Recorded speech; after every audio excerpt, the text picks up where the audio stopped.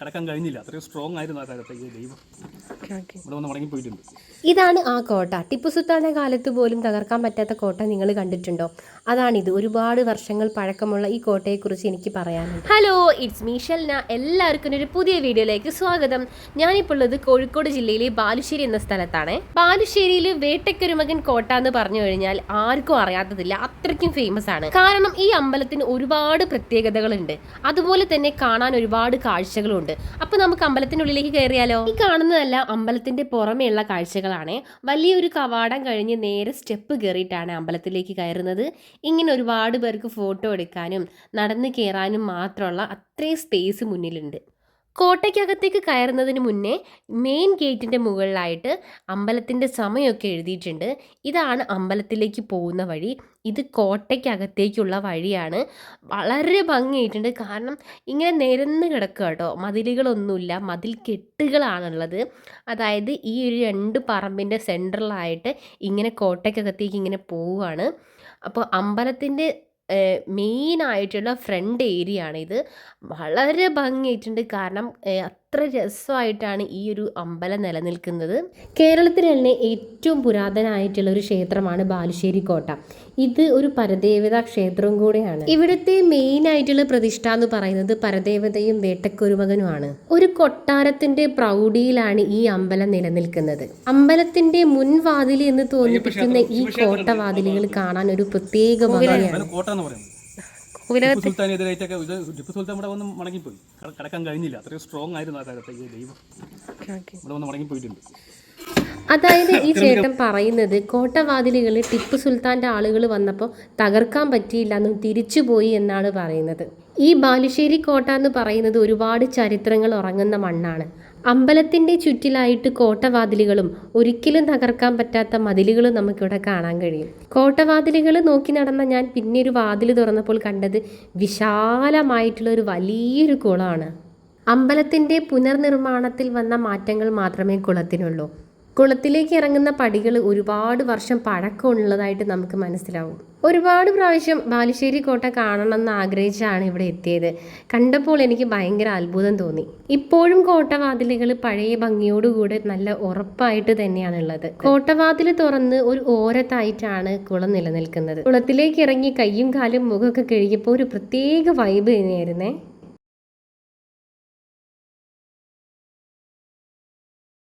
കോട്ടയുടെ പഴക്കം പോലെ തന്നെ ഈ കുളത്തിനും ഒരുപാട് പഴക്കമുണ്ട്.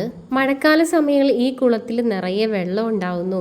ഞാൻ നടന്നു വന്ന ആ സ്റ്റെപ്പുകൾ മുഴുവൻ വെള്ളത്തിൽ മൂടി നിൽക്കുന്നതാണ് അവിടെയുള്ള ആളുകൾ പറയുന്നത്.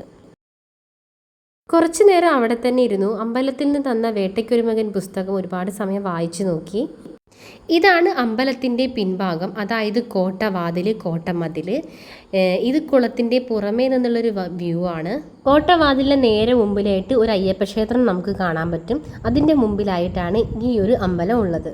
ഈ കോട്ടവാതിലാണ് തകർക്കാൻ പറ്റാഞ്ഞതും ടിപ്പു സുൽത്താൻ പണ്ട് ഇവിടെ നിന്ന് തിരികെ പോവുകയും ചെയ്തു എന്നറിയപ്പെടുന്ന ആ ഒരു മതിൽ. ഒരുപാട് വർഷം പഴക്കമുള്ള ഈ കോട്ടവാതിൽ ഇപ്പോഴും നശിക്കാതെ നിൽക്കുന്നത് കാണുമ്പോൾ ഒരു പ്രത്യേക സന്തോഷം തോന്നുന്നുണ്ട്. കോട്ടവാതിൽ കടന്ന് നേരെ നോക്കുമ്പോൾ നമുക്ക് മുകളിലായിട്ട് മച്ച് കാണാൻ കഴിയുന്നുണ്ട്. കോട്ട കടന്ന് നമ്മൾ ഉള്ളോട്ട് കടക്കുമ്പോൾ അമ്പലമാണ് കാണാൻ പറ്റുന്നത്. അമ്പലം അത്ര ഭംഗിയായിട്ട് ഒരു 4 കെട്ടിൻ്റെ ഭംഗി എന്ന് പറഞ്ഞാൽ ആ ഒരു പ്രൗഢിയിലാണ് നിൽക്കുന്നത്. ഉള്ളിലേക്ക് കടക്കാൻ ഇങ്ങനൊരു വാതിലുണ്ട്. അങ്ങനെ കടന്ന് നേരെ നോക്കുമ്പോൾ നമ്മൾക്ക് ഇതിൻ്റെ ഉള്ളിൽ കയറാൻ പറ്റും. ഇതിനുള്ളിലായിട്ടാണ് പരദേവതയുടെ പ്രതിഷ്ഠയും വേട്ടയ്ക്കൊരുമകൻ്റെ പ്രതിഷ്ഠയും നമുക്ക് കാണാൻ പറ്റുക. ഈ അമ്പലത്തിൻ്റെ മറ്റൊരു പ്രത്യേകത എന്ന് പറയുന്നത് ഈ കോട്ടയുടെ കാവലാളായിട്ടാണ് നിൽക്കുന്നത് വേട്ടയ്ക്കൊരുമകൻ്റെ പ്രതിഷ്ഠ ഇവിടെ നിലനിൽക്കുന്നത്. ഇത് പരദേവയുടെ കളപ്പുരയാണ്, കളങ്ങളൊക്കെ വരയ്ക്കുന്ന കളപ്പുര. ഇത് ഭഗവതിയുടെ കളപ്പുരയാണ്. അതായത് ഇവിടെ നിന്നാണ് കളവെഴുത്തും പാട്ടൊക്കെ ഉണ്ടാകുന്നത്.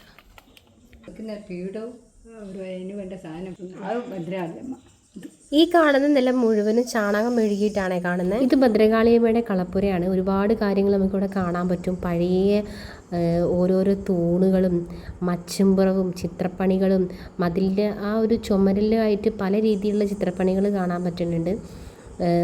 ഈ ഓരോ വാതിലുകളും ഒരുപാട് പഴക്കമുണ്ട്. ഉള്ളോട്ട് കടക്കാനോ അല്ലെങ്കിൽ അതൊന്നും തൊട്ട് നോക്കാനൊന്നും പറ്റില്ല. പുറമേ നിന്ന് ഇങ്ങനെ നമുക്ക് കാണാൻ പറ്റുള്ളൂ. ഈ ഒരു ചെറിയ വാതിൽ തുറന്നിട്ടാണ് പുറത്തേക്ക് പ്രസാദം കൂടെ കൊടുക്കുന്നത്. ഭദ്രകാളി അമ്മയ്ക്ക് വേണ്ട പൂജകളും കാര്യങ്ങളും കർമ്മങ്ങളും എല്ലാം ഇവിടുന്നാണ് ചെയ്യുന്നത്.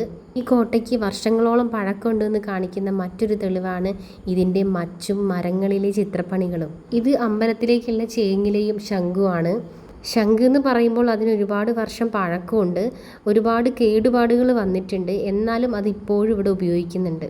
നാലുകെട്ടിൻ്റെ മാതൃകയിലുള്ള ബാലുശ്ശേരി കോട്ടയിലെ തെക്കിനിയിലെ പുറന്തളത്തിലാണ് ശ്രീകോവിലകം സ്ഥിതി ചെയ്യുന്നത്.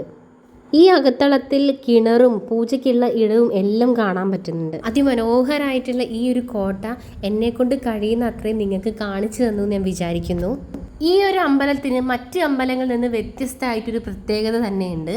അതായത് എപ്പോൾ വേണമെന്നുണ്ടെങ്കിലും ഇവിടുത്തെ ഭക്തർക്ക് ഇവിടുത്തെ അമ്പലത്തിലേക്ക് ഉത്സവം നടത്താം എന്നുള്ളതാണ് ആ ഒരു കാര്യം. അതുകൊണ്ട് തന്നെ ഒന്നിലധികം ഉത്സവങ്ങൾ ഒരു വർഷത്തിൽ ഇവിടെ ഉണ്ടാവാറുണ്ട്. ഇവിടുത്തെ ഭഗവാന്റെ ഒരു പ്രത്യേകത എന്ന് മറ്റൊന്ന് പറയുന്നത്, കോട്ടയിൽ ചുറ്റുവട്ടത്തിൽ ഒരു മരണം നടന്നാൽ ശവസംസ്കാരം കഴിയുന്നത് വരെ നട തുറക്കില്ല. ഇങ്ങനെ ഭക്തരുടെ സുഖത്തിലും ദുഃഖത്തിലും ഒരുപോലെ ഇഴുകിച്ചേരുന്ന ഒരു ദേവതാ സങ്കല്പം അത്യപൂർവം തന്നെയാണ്. കോട്ടയുടെ പല വശങ്ങളിലായിട്ട് കൊടുത്ത ചുമർ ചിത്രങ്ങൾ 19-ാം നൂറ്റാണ്ടിലും 20-ാം നൂറ്റാണ്ടിലുമാണെന്ന് പറയപ്പെടുന്നു. ഇനിയും ഒരുപാട് കാര്യങ്ങൾ ബാലുശ്ശേരി കോട്ടയെക്കുറിച്ച് പറയാനുണ്ട്. ഇവർക്ക് എപ്പോൾ വേണമെന്നുണ്ടെങ്കിലും ഇവിടെ ഉത്സവം നടത്താൻ കഴിയും എന്നുള്ളത് ബാലുശ്ശേരി കോട്ടയുടെ ഒരു പ്രത്യേകത തന്നെയാണ്. ഈ അമ്പലത്തെക്കുറിച്ച് നിങ്ങൾക്ക് ഇനിയും വിശേഷങ്ങൾ അറിയണമെന്നുണ്ടെങ്കിൽ ഉറപ്പായിട്ടും കമൻറ്റ് ചെയ്യണം. അടുത്തൊരു വീഡിയോ ആയിട്ട് വരുന്നത് വരെ ബൈ ബൈ, സൈനിങ് ഓഫ്.